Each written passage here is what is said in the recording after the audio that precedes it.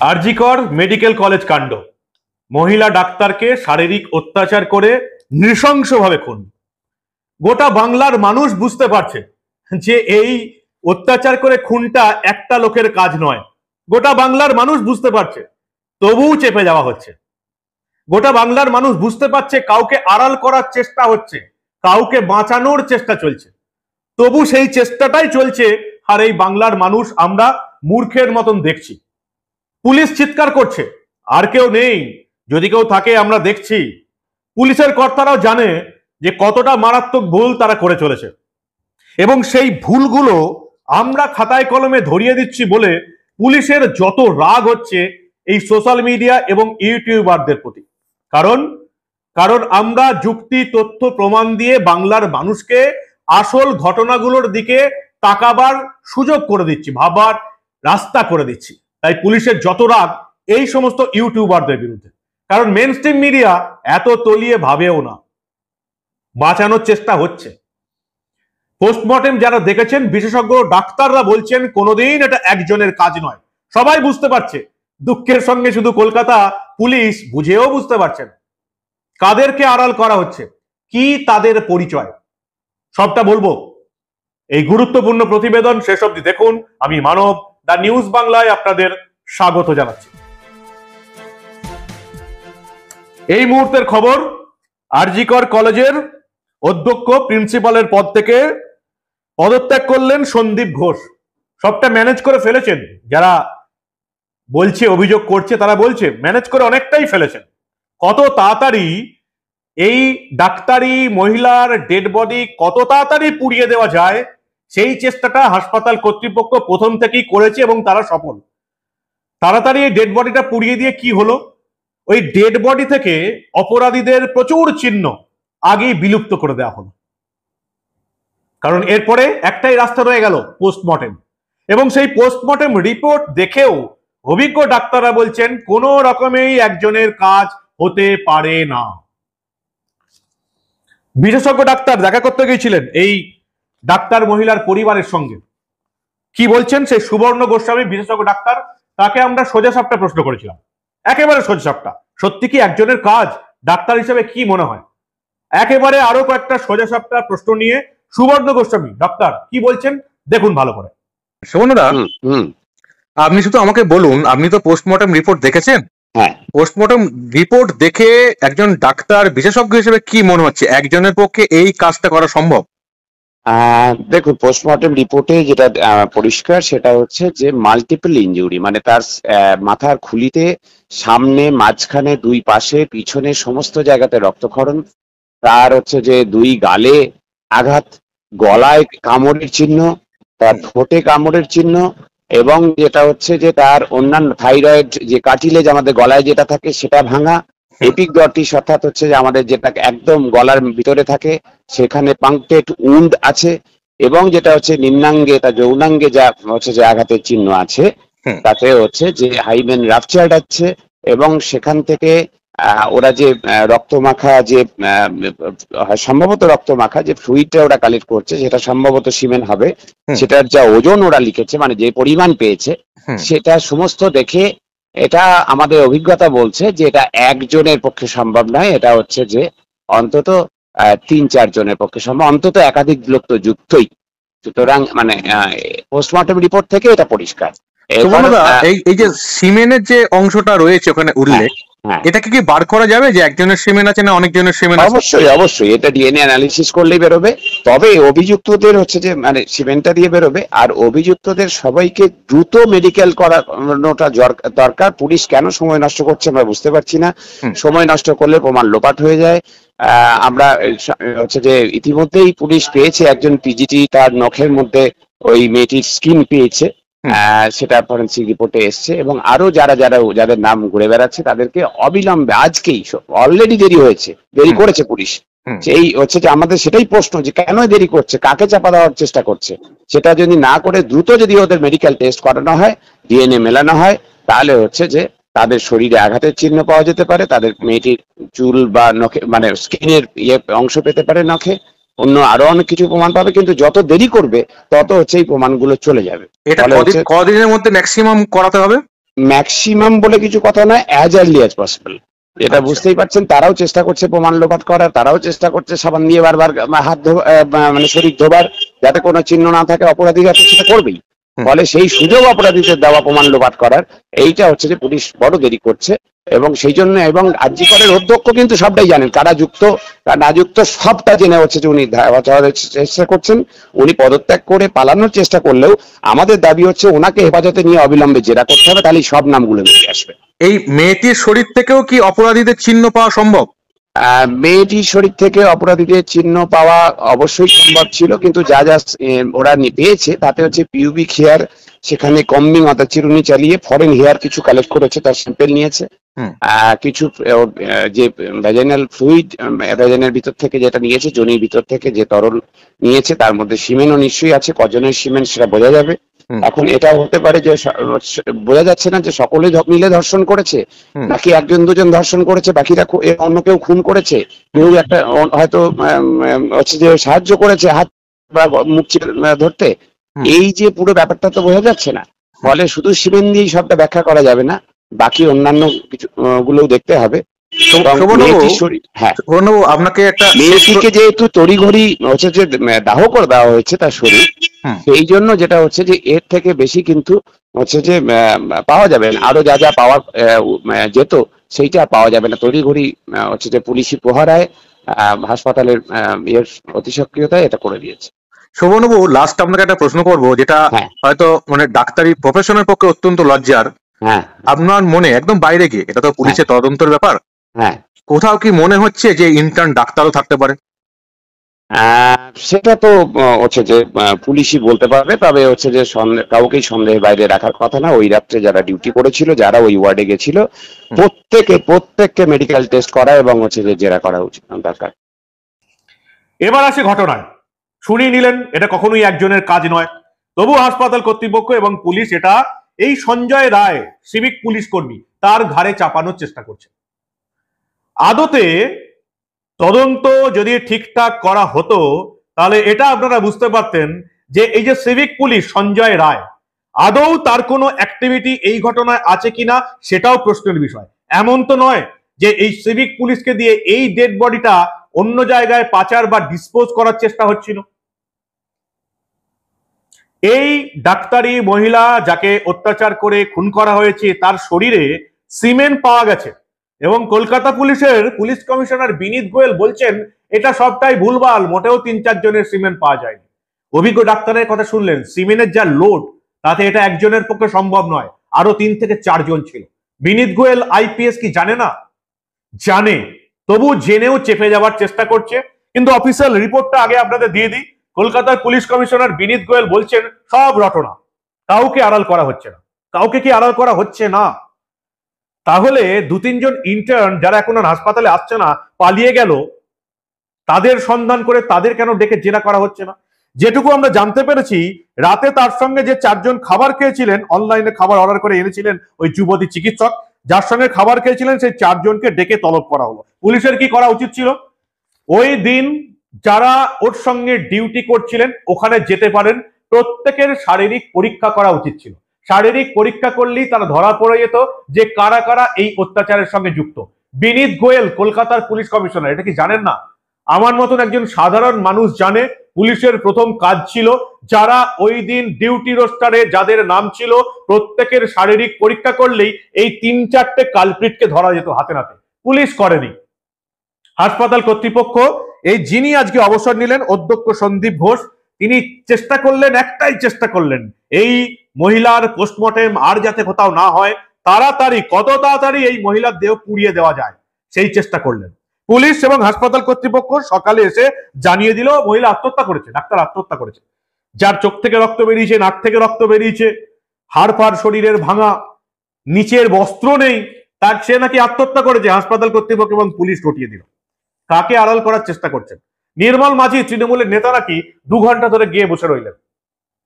আরেক নেতা, সেও নির্মল ঘোষ, পানিহাটির বিধায়ক, পানিহাটি থেকে চলে গেলেন আরজি করে এবং সেখানে গিয়ে তিনি বক্তব্য দিলেন। প্রথমবার কোন তৃণমূল নেতা বলল ব্রুটালি মার্ডার্ড।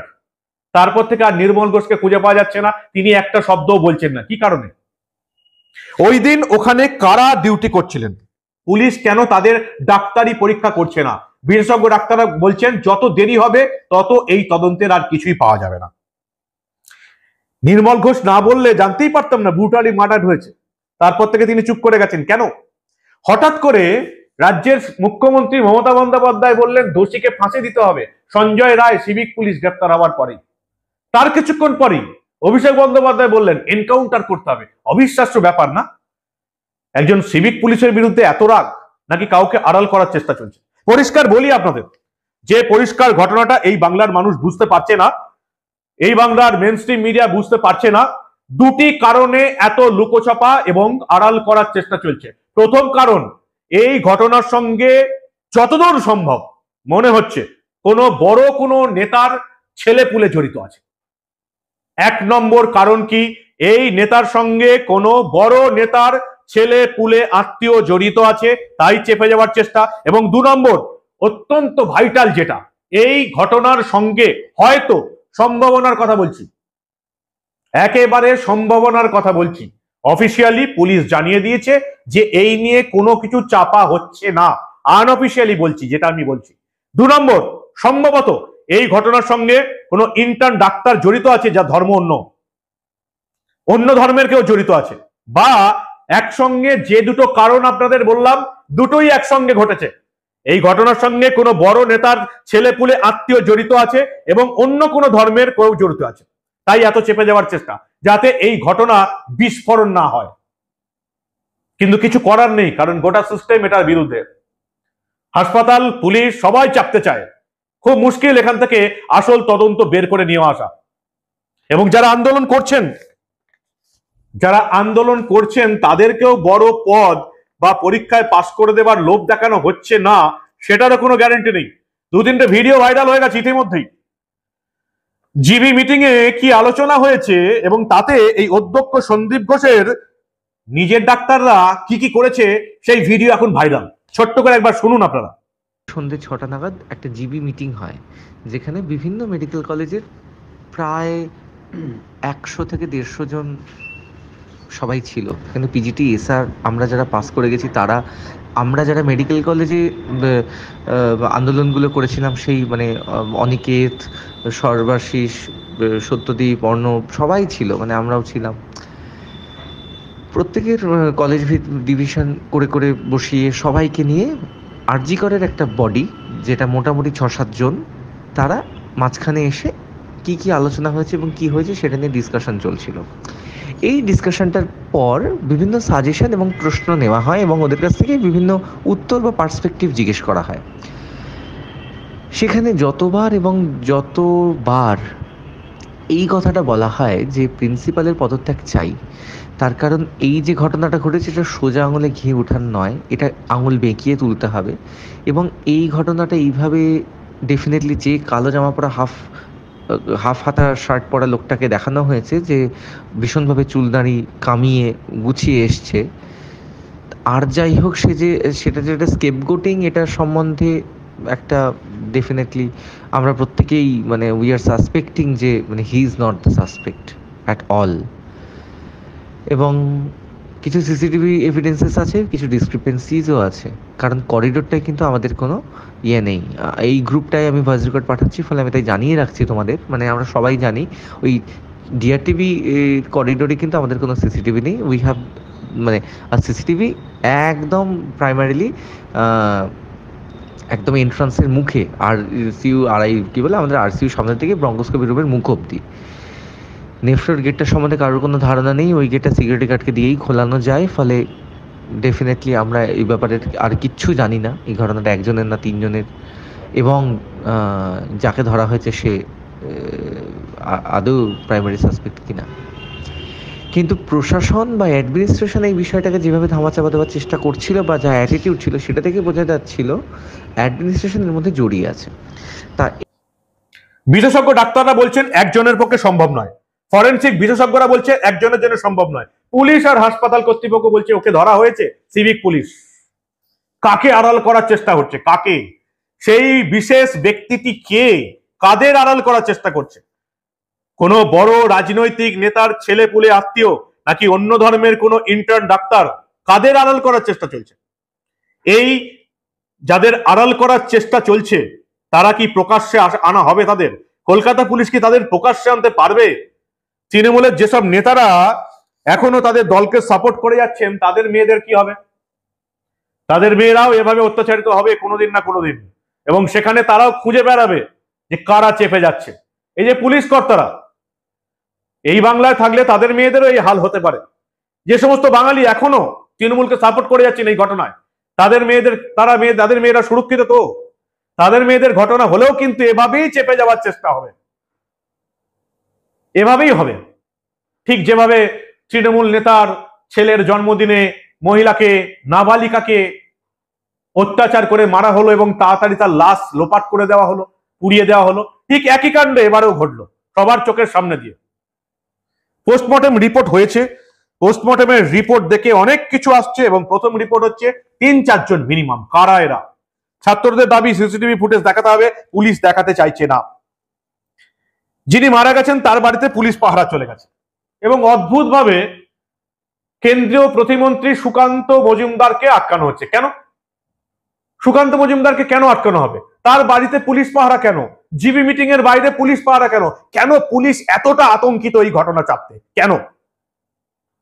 বিনীত গোয়েল সকালবেলা ছুটলেন হাসপাতালে এবং বেরিয়ে বললেন, দেখছি, আমরা তদন্ত করব। কোন পুলিশ কর্তা এবং কোন হাসপাতাল কর্তাদের তরফ থেকে ডেড বডি দেখার পরেও আত্মহত্যা এবং স্বাভাবিক মৃত্যু বলে চালানোর চেষ্টা হলো, তাদেরকেও খুঁজে বের করতে হবে। এবং সবচেয়ে বড় যেটা দরকার এই মুহূর্তে, বিশেষজ্ঞ ডাক্তার কি বললেন আপনারা শুনলেন, সুবর্ণ গোস্বামীর কথা আপনারা শুনলেন, যত দেরি হবে তত তদন্ত চেপে দেওয়া যাবে। যারা ডিউটি করছিল পুলিশের, আজকের মধ্যে প্রত্যেককে ডেকে মেডিকেল পরীক্ষা করানো উচিত। কিন্তু আমি গ্যারান্টি দিলাম, যে 3 জনের কথা উঠছে, হতে পারে তারা কোনো রাজনৈতিক নেতার ছেলে পুলে আত্মীয়, হতে পারে অন্য ধর্মের মানুষ, তাদের হাসপাতালে পাওয়াই যাবে না। এবং এরা কারা? জুনিয়র ডাক্তাররা বুঝতে পারছে। শুধু দিদি চলে গেল বলে কাঁদলেই হবে না। কাদের এখন হাসপাতালে দেখতে পাওয়া যাচ্ছে না, কাদের ইমিডিয়েটলি মেডিকেল টেস্ট করাতে হবে। নিজেদের স্লোগানে এগুলো জুড়ুন, মেডিকেল টেস্ট করানো হোক আজকের মধ্যে যারা ডিউটিতে ছিলেন প্রত্যেকটা পুরুষকে। না হলে এই ঘটনা চেপে যাওয়া যাবে, কারণ সিস্টেম এর বিরুদ্ধে লড়ছে। যাতে তদন্তের রিপোর্ট বেরিয়ে না আসে, যাতে অপরাধী ধরা না পড়ে, তার জন্য সিস্টেম লড়ছে, পুলিশ, প্রশাসন, হাসপাতাল কর্তৃপক্ষ। আর এই বড় সিস্টেমের বিরুদ্ধে লড়ে এই লোকটিকে খুঁজে বার করা, এই 1 জন বা 2 জন বার করা অত চারটিখানি কথা নয়। তবু যেটুকু আন্দোলন হচ্ছে মিডিয়ার জন্যই হচ্ছে, আমরা বলছি। তাই পুলিশ এখনো নড়ে চড়ে বসছে। না হলে এই সঞ্জয় রায়ের মতন সিভিক পুলিশকে গ্রেপ্তার করে সঞ্জয়কে ধনঞ্জয় বানিয়েই এই ঘটনা পুরোপুরি চেপে দেওয়া হতো। কিন্তু আমরা চাপতে দেব না। যতই সোশ্যাল মিডিয়াতে পোস্ট করে কলকাতা পুলিশ হুমকি দিক, যতই কলকাতা পুলিশ এটা বলার চেষ্টা করুক তদন্ত ঠিক পথে চলছে, আর কেউ জড়িত নয়, কাউকে চাপা হচ্ছে না, কলকাতা পুলিশ যে আকাট মিথ্যা বলছে, এটা এই বাংলার মানুষ যত তাড়াতাড়ি জানতে পারবে, যত তাড়াতাড়ি বুঝতে পারবে, তত তাড়াতাড়ি মঙ্গল। বিচার চাই, বিচার চাই। বিচার চাইলে হবে না রে ভাই, বিচার আদায় করে নিতে হবে, বিচার আদায় করতে হবে। এবং তার জন্য এখন যারা লড়াইয়ে নামতে পারেন তারা হচ্ছেন এই বাংলার ডাক্তার সম্প্রদায়। তারা কি নামবেন? অধিকাংশকে তো কিনে ফেলছে, জুনিয়র ডাক্তারদের কিনে ফেলছে। অধিকাংশ এই প্রিন্সিপালের লোক। প্রিন্সিপাল পদত্যাগ করলে কি হবে? তার চেলা চামুন্ডারা রয়ে গেছে। আর যে কথা বলে এই প্রতিবেদন আমি শেষ করব, অত্যন্ত গুরুত্বপূর্ণ কথা, সেটা হচ্ছে প্রসাদ সিস্টেম। যার জন্য এই যে ঘটনাগুলো ঘটছে এর মূলে আছে প্রসাদ সিস্টেম। সেটা কি? সেটা হচ্ছে, যদি জুনিয়র ডাক্তার হও, পিজিটি হও, প্রসাদ দিতে হয়। ছেলেদের ক্ষেত্রে প্রসাদটা কি? তৃণমূলের চামচাবাজি করতে হবে। মেয়েদের ক্ষেত্রে প্রসাদটা কি? নিশ্চয়ই আপনাদের বুঝিয়ে বলতে হবে না, শরীর দান করতে হবে। আগে উপরের তলার লোকেরা, তারপরে প্রসাদ বিলি হবে সেই উপর তলার লোকেদের, চামচাদের মধ্যে। এই প্রসাদ বিলি বিতরণ, এটা এই বাংলার প্রতিটা মহিলাও জানে যারা কাজ করছে হাসপাতালে। তারা কেউ মুখ খোলে না। হয়তো 4 বছর পর তারা মিটু লিখবে, কিভাবে হাসপাতালে আমি যখন পিজিটি করছিলাম, জুনিয়র ডাক্তার ছিলাম, প্র্যাকটিস করছিলাম, তখন আমাকে হ্যারাস করতে হয়েছে। 5 বছর পর এরা মিটু লিখবে। কিন্তু এখন কেউ বেরিয়ে এসে প্রতিবাদটা করছে না, কারণ কেরিয়ারটা সবার আগে, শরীরের চেয়ে কেরিয়ারটা আগে। আর এই সমস্ত ঘটনাগুলো ঘটার মূল কারণ হচ্ছে এই প্রসাদ বিতরণ। কি বলবেন আপনারা? পাবেন মেইনস্ট্রিম মিডিয়ায় এইসব খবর? পাবেন না। যদি সাহস থাকে তাহলে এই প্রতিবেদন শেয়ার করে এই বাংলার প্রতিটি মানুষের মোবাইলে পৌঁছে দেবার চেষ্টা করুন, অন্তত এই লড়াইটা তো করুন। দেখতে থাকুন দা নিউজ বাংলা। যতই হুমকি আসুক, যতই চেপে যাওয়ার চেষ্টা হোক, যতটা সম্ভব। ও আরো একটা কথা বলি আপনাদের, নাম আমরা পেয়ে গেছি। কোন 3-4 জন কালপ্রিট যাদের সন্দেহের তালিকায় রাখা যেতে পারে তাদের নাম, পরিচয়, ছবি আমরা পেয়ে গেছি। শুধু প্রমাণের অপেক্ষা। একটা ক্ষুদ্র প্রমাণও যদি আমরা পাই তাহলে এই কালপ্রিটদের নাম, ছবি সহ আমরা দা নিউজ বাংলার পর্দায় আপনাদের দেখাবো, কথা দিলাম। শুধু প্রমাণটার অপেক্ষায় আছে। দেখতে থাকুন দা নিউজ বাংলা। আপনাদের মূল্যবান এবং গুরুত্বপূর্ণ মতামত জানান দা নিউজ বাংলার কমেন্ট সেকশনে। সাহস থাকলে এই প্রতিবেদন এই বাংলার প্রতিটা মানুষের মোবাইলে পৌঁছে দিন। আমরা কিন্তু এই ধরনের কোনো ঘটনা চেপে রাখতে দেব না।